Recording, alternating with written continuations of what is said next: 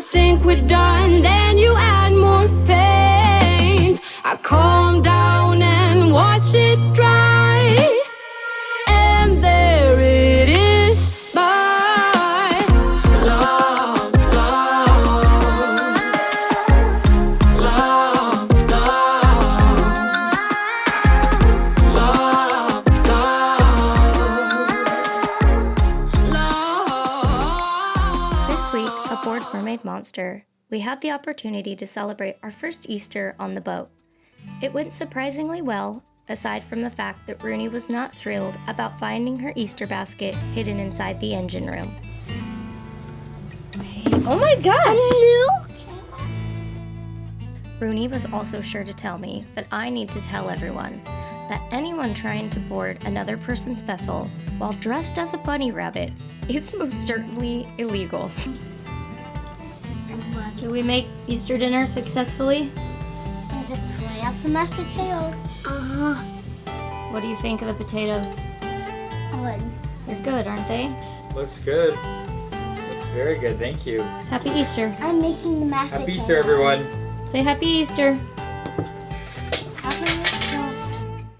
The rest of the week consisted of boat chores, homeschool, some more provisioning, homemade swimming lessons, and we also had the pleasure to have James Knight aboard Mermaid Monster to do a sea trial and survey to make sure that she's all squared away and ready to cruise for this next coming season. Pen, do you want to show everyone what you made this morning? What are we eating? Muffins. We've got morning blueberry muffins, right? They turn out good? Now, I think we're gonna go and do some provisioning, which is a fancy boat term for just shopping for food.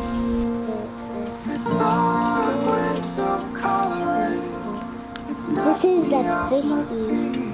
Yes, told you I would do this. And where's your other shoes? Where are your shoes? No, I'm gonna be sending away to the trolley. No shoe pen. No shoes. How'd you get here to Target with only one shoe? So we're going to Target to try to get as much stuff as we can to last us as long as we can. We're gonna get the essentials for at least a month. Does that sound right? Okay, watch out, it's $5. So, provisioning is something that's been really tricky for us because after researching online, we found that a lot of the spreadsheets we found online were not exactly geared towards how we eat. Everyone requires like different amounts of food, and they're willing to sacrifice some food that we wouldn't normally sacrifice. And I found so much on how much alcohol you need to provision. We don't drink alcohol. I saw one spreadsheet that said like sugar, 1 pound, rice, 5 pounds, alcohol, 36 bottles. I was just like, oh. Well, that saves us 36 bottles of space. What I found for provisioning, really, I take a piece of paper and I write down my food groups, veggies, fruit, grains, sauces, and then I write down what we use, what we have, and that way I kind of know what we need. I also consider how long I'm provisioning for, divide it by 2 meals per day, and that's a rough estimate of about how much I need. Provisioning for us is not an exact science, it's a guesstimation. Granted, we haven't had to do a really serious crossing yet where it has to be pretty accurate, so we've eaten pretty well. I know we can hold on, make it all worthwhile. It's the second Maybe you were chopping round. those really quick. Here, stop for a second. No, put it right so I can see it properly. Nope, that's upside down. But we've got, what is the top one? This is how she knows what she needs. And then Show them the goggles. Goggles, and flippers. no, What else do we have? and diving toys and slippers Diving toys and a boogie board. and a boogie board. Priorities.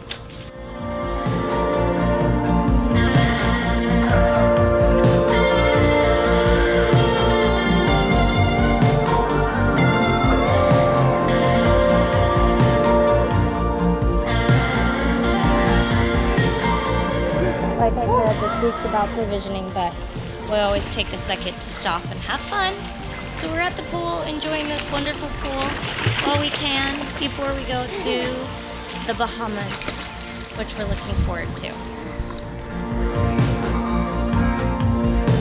On the count of 3, 1, 2, 3, go! Oh my gosh! He's swimming. Ken just started swimming.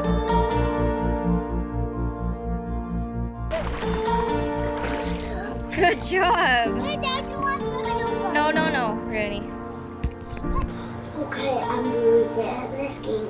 Just like volume. Apparently there's a plane crash right here that we want to go see. I'm gonna go down to the Exumas and explore the chain of Exuma Islands.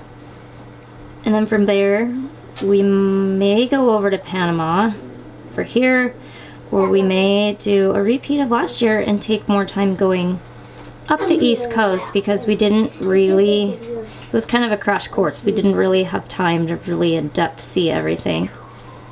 As I've mentioned in prior episodes, our plans are always changing and evolving, which only makes this adventure more adventurous. And we're off on a sea trial this beautiful sunny calm day. Mind and body just can't agree on what I should do when I don't feel free. You're not holding me back, I know. But we're young and we never take things slow. I lose my self-restraint. I think we're done, then you add more pain. I calm down and watch it dry, and there it is, my love, love, love,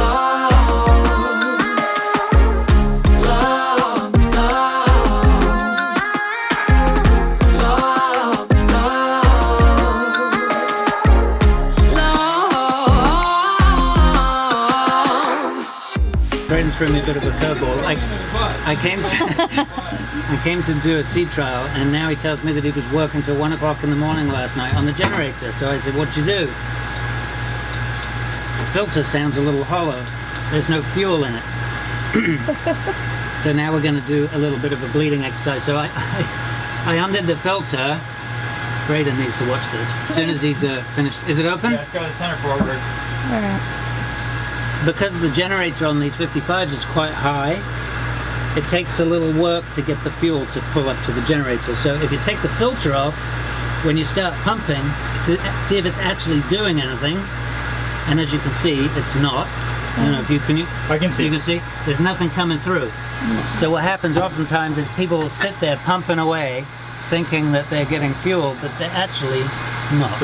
Okay, so we're sumping the tank, and considering that you haven't done this before, it's actually pretty clean. Oh, crazy. You can see some of the junk that's collected in the bottom of the tank. I've seen a heck of a lot worse. So, so we're gonna get rid of that. We're gonna do a little bit more, get as clean as we can out of the bottom of the tank, and then we're gonna put it through a coffee filter. Crazy. And put it in a container. Oh, you want to see that? So you got a valve here that's connected to the bottom of the day tank. I did not know that. That's cool. All right. So you're going to do that once every 6 months or so. Just sump the bottom of the tank. Make sure that you get any debris out of there. Okay. Cool. And so to check the water flow without going outside and checking to see if there's actually bubbles or water coming out, quick and easy way to do that is just slide your fingers in here, feel the front cover of the water pump. It should be cold. If that sucker's getting warm quickly, you got no water. So if you're down here, you don't have to rush to the side to look. Just feel this. All right. So let's see what happens.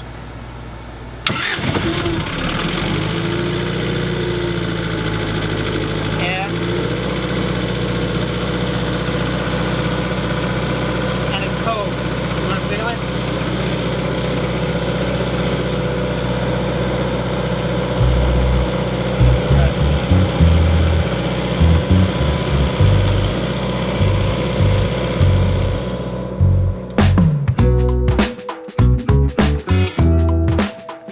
Thanks to James Knight and his crew, we were able to receive some 5-star training and get to the bottom of the mysterious issues that always accrue when owning a boat. At least for now.